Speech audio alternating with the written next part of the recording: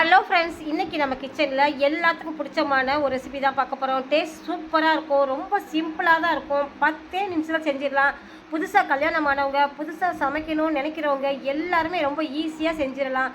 ரொம்ப சிம்பிளாக, டேஸ்ட் கொஞ்சம் கூட மாறவே மாறாது. ரொம்ப வதக்கணும், ரொம்ப கிண்டணும் அப்படின்ற அவசியமே கிடையாது. டேஸ்ட்டான இந்த ரெசிபி எப்படி செய்கிறதுன்னு பார்க்கலாம் வாங்க.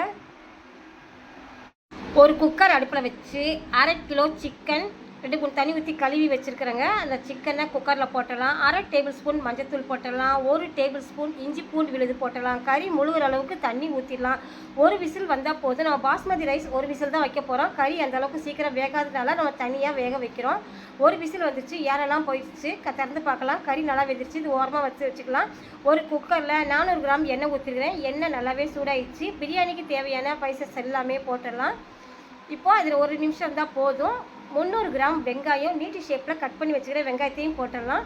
4 பச்சை மிளகா நீட்டி ஷேப்பில் கட் பண்ணி வச்சுக்கிறேன். பச்சை மிளகாவும் போட்டுடலாம். 300 கிராம் தக்காளி குட்டி குட்டியாக கட் பண்ணி வச்சுக்கிறேன். நல்லா பழுத்த தக்காளி தான். இப்போ ஒரு நிமிஷம் நல்லா வதக்கி விட்டுக்கலாம். ரொம்பையும் கருக வதக்கணும், ரொம்ப கஷ்டப்படணும்னு அவசியம் இல்லைங்க. ரொம்ப சிம்பிளாக டேஸ்ட்டாகவே செஞ்சிடலாம். ஒரு கைப்பிடி அளவு கொத்தமல்லி நல்லா க்ளீன் பண்ணி குட்டி குட்டியாக கட் பண்ணி வச்சுருக்கிறேன். அதையும் போட்டுடலாம். ஒரு கைப்பிடி அளவு புதினா நல்லா க்ளீன் பண்ணி அலசி வச்சுக்கிறேன். அதையும் போட்டலாம். இப்போ எல்லாம் சேர்த்து நல்லா ஒரு நிமிஷம் நல்லா வதங்கட்டும்.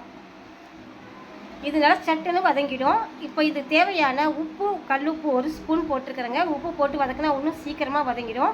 இப்போ தட்டு போட்டு மூடி வச்சிடலாம். இப்போ திறந்து பார்க்கலாம். பாருங்கள், நல்லாவே வதங்கிடுச்சு. இந்த டைமில் நம்ம இஞ்சி பூண்டு விழுது போடலாம். ஏற்கனவே சிக்கன்லேயும் இஞ்சி பூண்டு விழுது போட்டிருக்கிறோம். இப்போ 1 ஸ்பூன் போட்டுடலாம். ஃபஸ்ட்டே போட்டால் அடி பிடிக்கும். இந்த டைமில் போட்டால் தான் கரெக்டாக இருக்கும். இப்போ இஞ்சி பூண்டு விழுது பச்சை வாசனை போயிடுச்சு. நான் ஏற்கனவே 1/2 கிலோ அரிசி, அதாவது ஒரு டம்ளரில் 2 டம்ளர் அரிசி 2 3 வாட்டி கழுவி 10 நிமிஷம் ஊற வச்சு ஃபில்டர் பண்ணி வச்சுக்கிறேன். அரிசியும் போட்டலாம். பிரியாணி மசாலா 2 ஸ்பூன் போட்டுக்கிறேன். வீட்டில் அரைச்ச மசாலா தான்.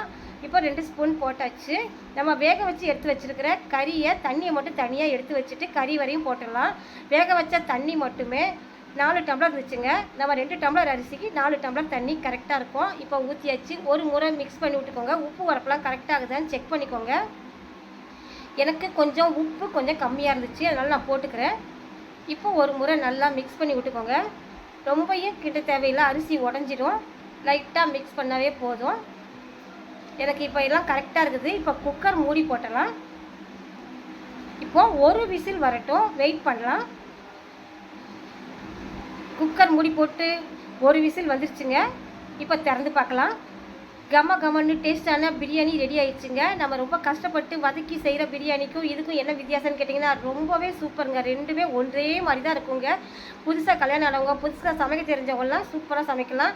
இப்போ பிளேட்டுக்கு மாற்றிடலாம். பிளேட்டுக்கு மாற்றியாச்சு. கமன்னு சூடான பிரியாணி ரெடி ஆயிடுச்சு. அதுக்கு வெங்காய பச்சடி, முட்டை.